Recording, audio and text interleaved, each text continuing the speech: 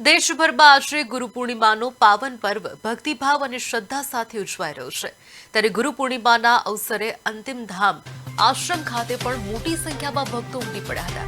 આ પ્રસંગે વિરલ બાપુએ ભક્તજનોને આધ્યાત્મિક માર્ગદર્શન આપતા ગુરુના મહિમા, સંસ્કાર, સેવા અને માનવ જીવનના મૂલ્યો અંગે પ્રેરણાદાયી સંદેશ આપ્યો હતો। ભક્તોએ ગુરુ વંદના સાથે આશીર્વાદ પ્રાપ્ત કર્યા। કાર્યક્રમ દરમિયાન શાશ્વત ગૌશાળાના સેવા કાર્યો અંગે માહિતી આપવામાં આવી અને ગૌ સેવાના મહત્વ પર વિશેષ ભાર પણ મૂકવામાં આવ્યો।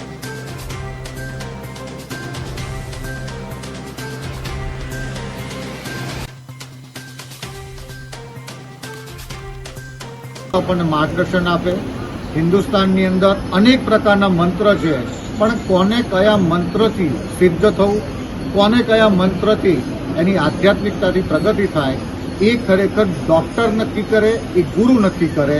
કારણ ભારતની અંદર અલગ અલગ પ્રકારની વ્યવસ્થા છે। આજે ગુરુ પૂર્ણિમા છે અને પૂર્ણિમા આપણને ગુરુ પૂર્ણ કરે, પરંતુ એ ગુરુને વંદન છે જે ગુરુને એના પોતાની સાથે સંકળાયેલા શિષ્યના નામ, નક્ષત્ર અને ગોત્ર યાદ છે। કારણ કે લાખો શિષ્યવાળા ગુરુને પોતાના શિષ્યોના નામ યાદ ન હોય તો એનું કલ્યાણ ન કરી શકે। અને મારો એક સરસ દુહો છે કે ગુરુ ગોવિંદ દોનો ખડે કિસકો લાગો પાય, ઉनको લાગો પાય, જો ગોવિંદ બતાતે બતાતે ખુદ ગોવિંદ ન બન જાય। બસ ભારતની પરંપરામાં આવું થયું।